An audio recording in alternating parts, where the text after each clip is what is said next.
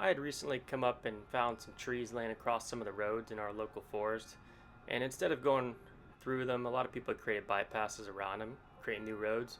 So I got some of my members, some Gold Country Broncos, and we came back up here and started to clear some of those trees out of the trail so it could be open for people to use without destroying the vegetation around. Rainy days don't seem so wet. Stormy nights don't stay. From the moment. Now, I'd previously marked out where these trees were using Onyx, which is a mapping system I genuinely really do enjoy. Highly recommend people as well. You can set waypoints, navigate, download offline maps, and keep yourself more prepared for the trails. Now, the area we're going isn't even that remote. It's mainly asphalt the whole way up, but once you get to the end, you do have a dirt turnoff. Now, if you remember from one of my previous videos, this is where I lost my drone and also where we recovered a Rivian during the wintertime in February, so that was pretty interesting. Check out that video if you want to see 10 feet of snow on the ground in this same area. But now it's, middle of June, it's dry, it's warm, it's windy, a lot of dust, and high potential for forest fires, as we'll find out later on in this video.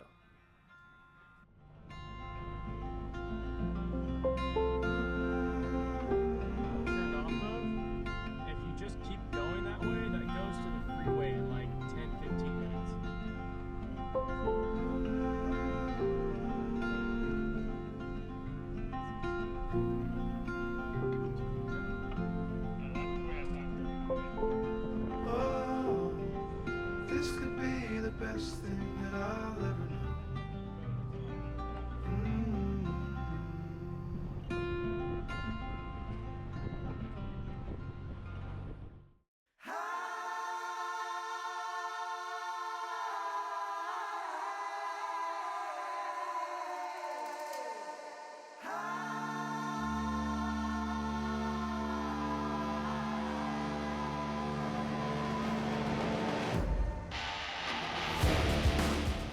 As we made our way through the mountains, I threw up my drone and quickly saw a stark but beautiful reminder of why we take fires here in California so seriously.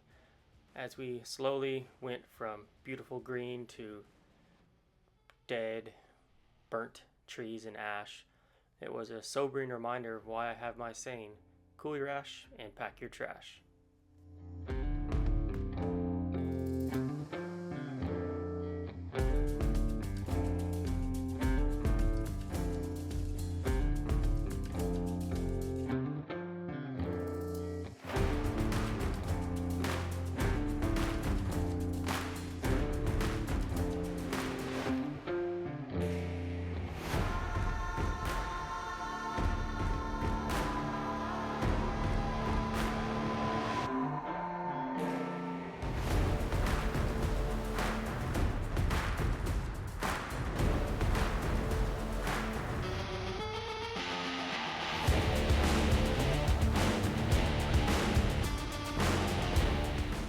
Even though this trail just recently opened in April, it's now June, and it burned down 2 years ago, the undergrowth has come back so hard and so fast with all the burned trees falling down as well that it's really encroaching on the trail, and it's not a well-traveled trail, so it got pretty tight for us, but we made it work.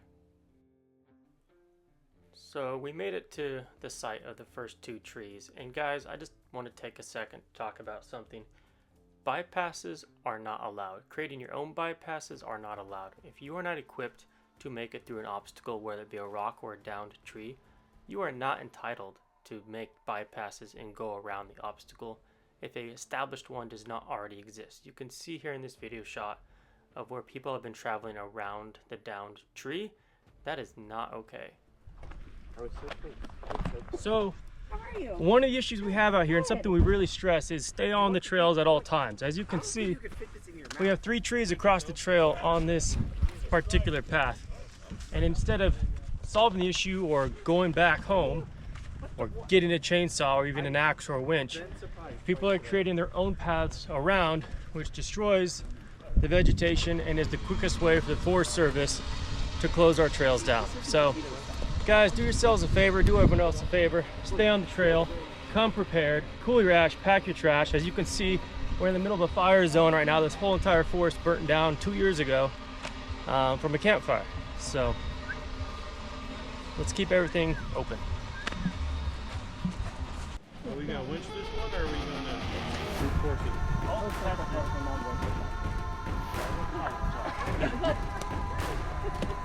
That was gonna be a great blooper reel. Can we do it again? Go for it, give it a shot.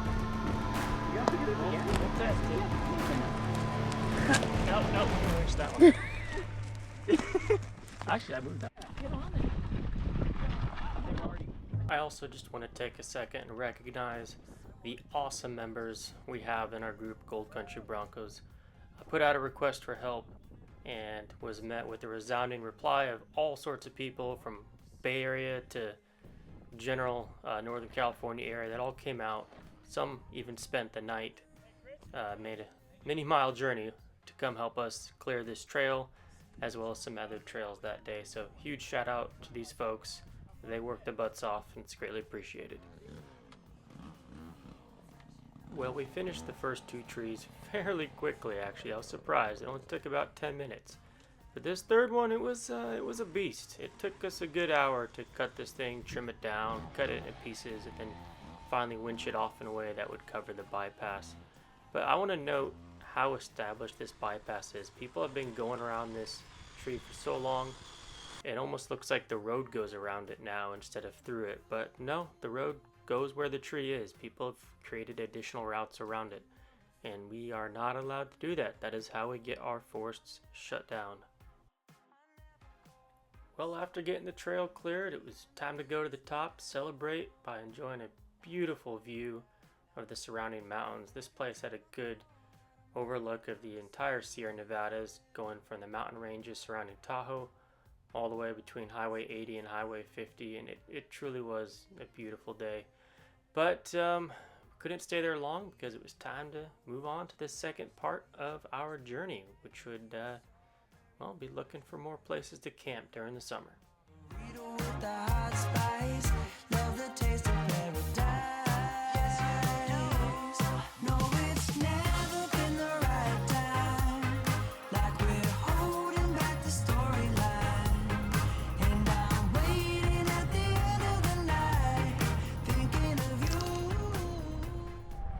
Alright guys, well, we made it to the top. We cleared all the trees and brush and everything out of the way of the trail.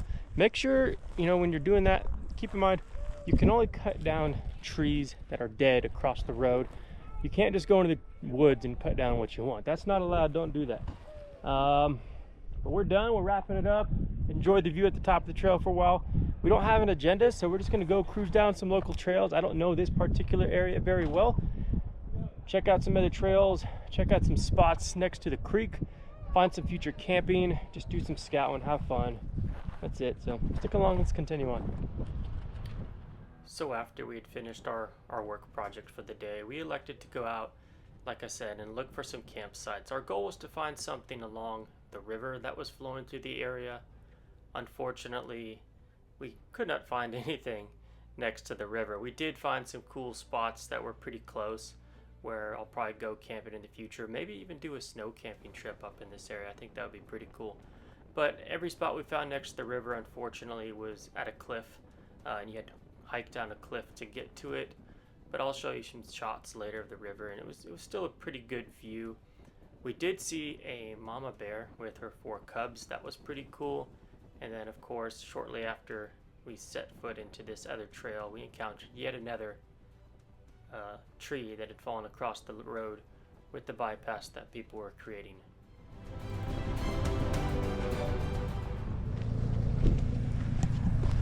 So there's a lot of trees in the road, but these are going to be worth cutting because it means, 1, no one's back the way we're going, and 2, I believe per Onyx there's a nice spot to hang out, camp, etc. on the creek up ahead. So that's what we're trying to get to. Check out, maps are looking great. No one's come around this except for a few people off the path, so we'll cut this out of the way.